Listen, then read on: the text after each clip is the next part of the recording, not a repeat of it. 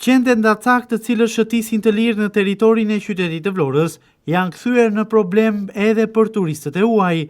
Elena Moliboshko është një shtetase e huaj me origjinë nga Polonia, e cila prej vitesh jeton dhe punon në Vlorë. Për të, kjo situatë e qendve ndacak që shëtisin kudo është jo normale. Sipas saj, qendet ndacak janë në çdo ambient, qoftë ky publik apo privat.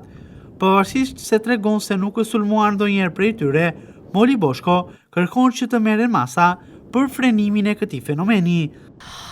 You see, unfortunately, here a lot of homeless dogs. Siç ju e dini, këtu në qytet, fatkeqësisht ka një numër të lartë të qenëve ndacak, e kjo nuk është një gjë e mirë.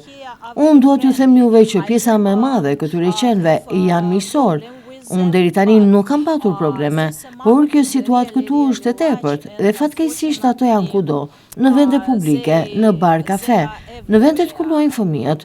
Kjo është arsyeja pse unë dua të jenë më pak prej tyre. Children's playgrounds, and that is why I want less population of this. Ky fenomen më parë ka qenë tepër i përhapur dhe negativ edhe në Poloni.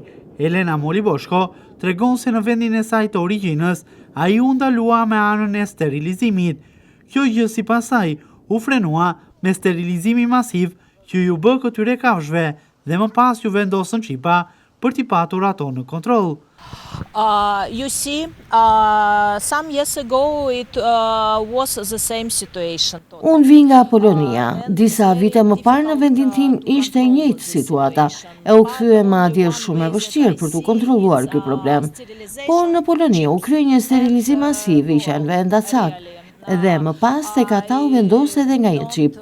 Në vendin tonë nuk është se i vram ata, por ndaluam riprodhimin për gjenerat të ardhshme. Edhe këtu në qytetin tuaj duhet gjetur një zgjidhje e tillë. Jo vetëm qendet ndacak, që sipas kësaj shtetase të huaj që jeton dhe punon në Vlorë, jashtë çdo imagjinate është edhe në qytet edhe mënyra se si trajtohen kafshët me pronar.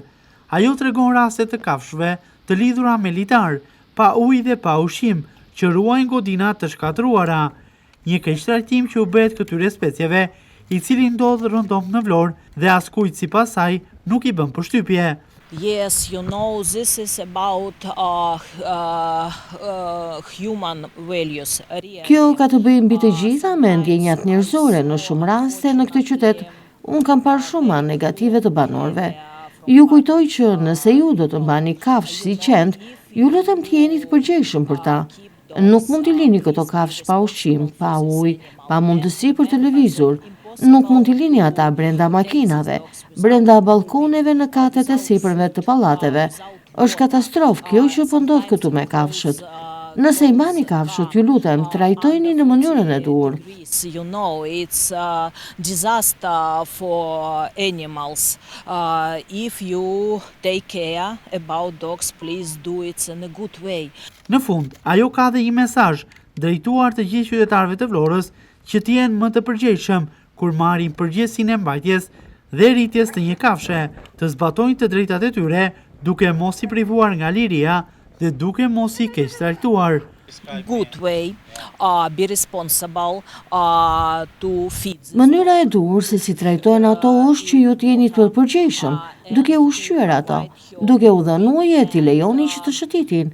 T'i zbatoni të drejtat e kafshëve duke i komanduar ato me fjalë, jo me zinxhir. Nuk mund t'i trajtoni kafshët sikur t'jenë lodra për ju. Këtu në këtë zonë tek plazhi i vjetër, unë kam parë shumë gjëra të çuditshme që ndodhin. Këtu ne shikojmë godina të braktisura, të rënuara, që nuk shërbejnë për asgjë, edhe me gjysmë metër litar qëndron aty një qen për t'i ruajtur, pa ujë e pa asnjë copë bukë, për çfarë? Këtu është pjesa më e bukur turistike e Vlorës, me shumë ngjyra, shumë bukuri, shumë qytetarë që kanë hapur biznese këtu me kualitet, por papritur ndodh kjo në disa vende, për turp. Beautiful and good quality of restaurants, but in some places really shame. Në Vlorë, 10 raste konstatohen çdo vit të qenëve ndacak, të cilës sulmojnë pushuesit dhe veçanërisht turistët e huaj përgjatë lëvizjes së tyre në Bregdet.